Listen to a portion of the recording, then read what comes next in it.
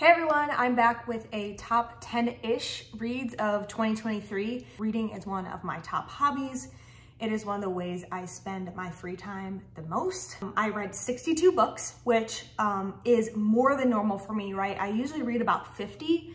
Last year I think it was 52. I've been tracking my reading since 2020, so it's consistently been 50 or a little more than 50, but this year was more. And so this equates to just under 20,000 pages for me this year. And then if you're wondering as far as my stats go, I have a 70-30 fiction nonfiction split. And this seems to go year to year, sort of opposite. So I'll go really fiction heavy one year, and then the following year I'll go like really nonfiction heavy, and then it switches. So that's what I found to be a pattern, which is also a really fun thing that you can see in Storygraph, not sponsored, I wish. I'm going to talk about my top 10-ish. You'll see why it's ish, because I've kind of fudged some of these and some of these are grouped together. I will say there's a lot of rom-com, there's a little bit of fantasy, and that's about it. All right, let's get into it. So the first one I have for you is Yerba Buena by Nina LaCour, and this came out in 2022. It is a queer love story. It has a lot of different emotions in it.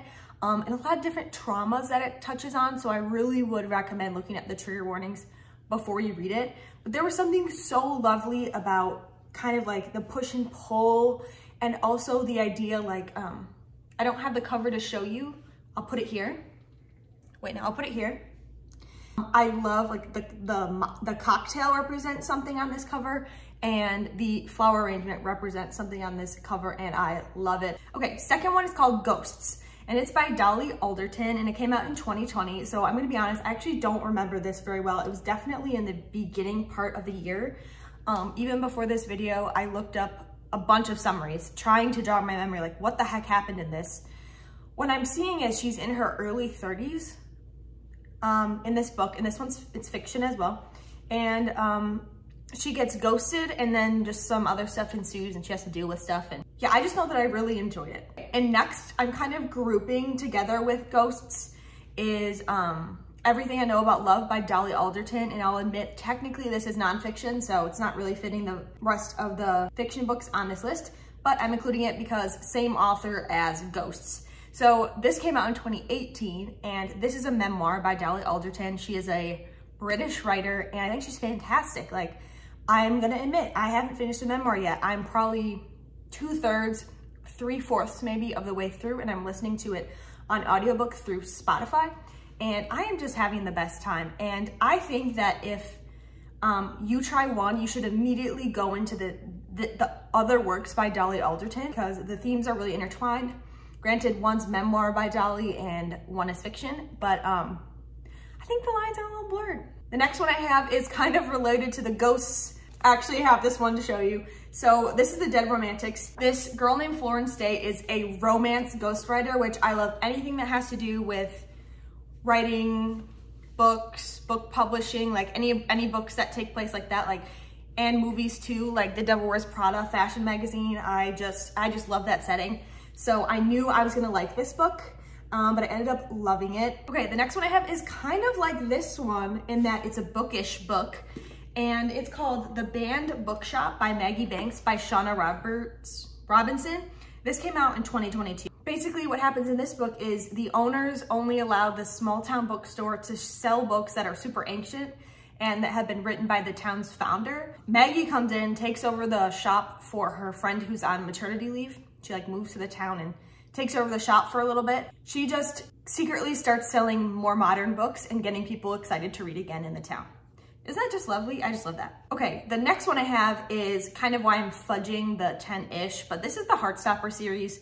The Heartstopper series is a series of young adult, queer, graphic novels, but then I'm also grouping it with Radio Silence from Alice Oseman. And so Alice Oseman has a great story. She was first published when she was just 19 years old, which, wow, amazing. And then also Heartstopper started as a webcomic, and then also a lot of her characters, even if they're in the Heartstopper series, are like also in other books that she does. So they kind of take place in the same world. It's just really cool and fun and creative. And then Radio Silence by her. I've been trying to read this book since I heard about it from Paperback Dreams or Cat here on YouTube. So this girl, Frances, she really likes this she's in high school, she really likes this podcast. So she starts making fan art for it. And all of a sudden the podcast creator reaches out to her and says, can you be like our official artist?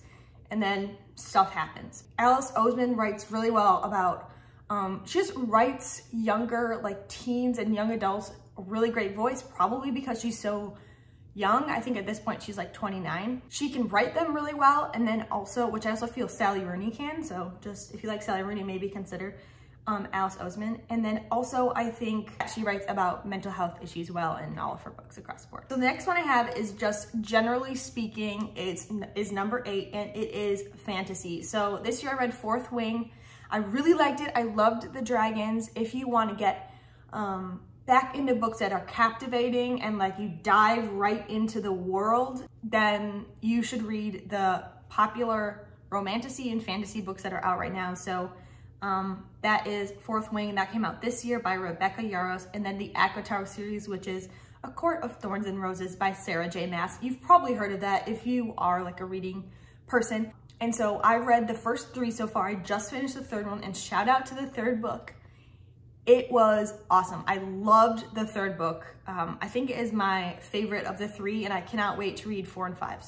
So the next one I have is number 9, and that is Attachments by Rainbow Rowell. And so this one is what I describe as normal people meets Perks of Being a Wallflower. I don't know, it just is. It's those vibes. Basically, this guy in IT security sits around and waits for people in the company's emails to flag him, to basically say like, this person's talking about violence or sexual things or something that they're not supposed to be talking about in their work email. These 2 friends, female friends, keep getting flagged or whatever, sending flags, because they talk about all sorts of stuff and they're kind of doing it as a joke, you know. Well, anyway, he starts to let it slide and he never gives them a warning. And then he like kind of falls in love with one of them. He keeps reading their emails back and forth to each other. And then he falls in love with one of them. A lot of like moral dilemmas in there for sure. And the 10th one I have here, 10ish, is My Murder by Katie Williams. This one came out this year as well. I think it might've been her debut, not sure, don't quote me. But this is like a thriller meets like fantasy or sci-fi. Basically there's an unrealistic element to it.